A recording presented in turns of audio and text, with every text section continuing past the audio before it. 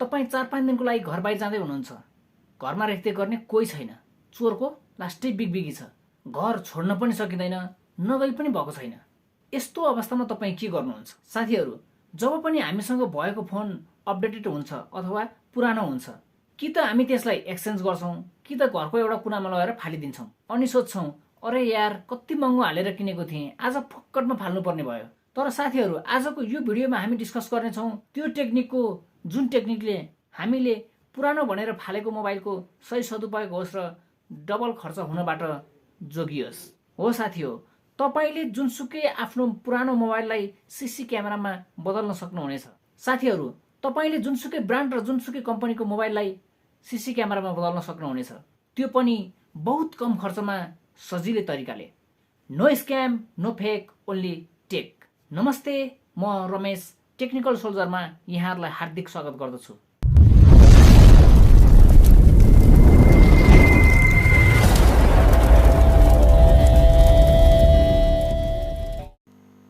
Okay, यसको लागि सबैभन्दा पहिला प्ले स्टोर ओपन गर्नुहोस्। प्ले स्टोरमा गइसकेपछि तपाईँहरूले सबैभन्दा माथि गएर Al FREAD Fred space home security भन्ने टाइप गर्नुहोस्। टाइप गरिसकेपछि सबैभन्दा माथि आएको यो Alfred home security camera भन्नेलाई इन्स्टल गर्नुहोस्। एकछिन टाइम लाग्छ यसलाई,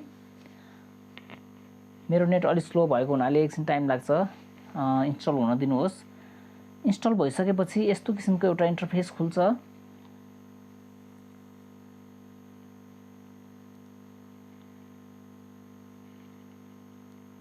यसलाई ओपन गरिदिनुहोस्। ओपन गरिसकेपछि यस्तो किसिमको एउटा इन्टरफेस खुल्छ।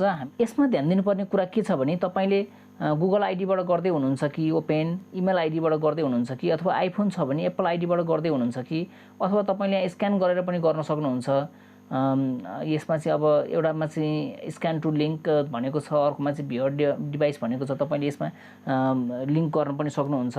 र सबैभन्दा सजिलो चाहिँ यसमा ध्यान दिनुपर्ने कुरा के छ भने, तपाईँले जे गरे पनि, जुन आइडी युज गरे पनि तपाईँले के गर्नुपर्छ, दुवै मोबाइलमा एउटै आइडी युज गर्नुपर्ने हुन्छ। मैले मेरो मोबाइलमा दुवै मोबाइलमा मैले एउटै आइडी युज गरिसकेको छु, एउटै गुगल आइडी युज गरिसकेको छु। त्यही भएर मैले कन्टिन्यू विथ गुगल गर्न गइरहेको छु दुवै मोबाइलमा। र कन्टिन्यू विथ गुगल गरिसकेपछि मैले एउटै आइडी, दुवैमा चाहिँ मैले एउटै आइडी चुज गरेको छु। यसलाई एकछिन टाइम लाग्छ। चुज गरिसकेपछि यस्तो किसिमको एउटा इन्टरफेस खुल्छ। यसमा अब ओपन भइसकेको छ। यस्तो किसिमको इन्टरफेस खुलिसकेपछि तपाईँको एउटामा यहाँ कन्टिन्यू भनेर आइरहेको, अलाउ गरिदिनुहोस्। गरिसकेपछि फेरि अलाउ गरिदिनुहोस्। यसलाई पर्मिसन दिनुहोस्। दिइसकेपछि तपाईँको मोबाइलमा यस्तो किसिमको एउटा इन्टरफेस खुल्छ। खुलिसकेपछि यतापट्टि तपाईँले गट इटमा क्लिक गरिदिनुहोस्।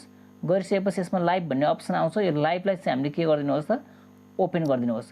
अब मैले यसमा यो नम्बर 1 क्यामेरालाई चाहिँ के त घरमा राख्नको लागि प्रयोग गर्छु, र यो नम्बर 2 क्यामेरा चाहिँ मैले बोकेर आफूसँगै बोकेर हिँड्नेमा प्रयोग गर्छु।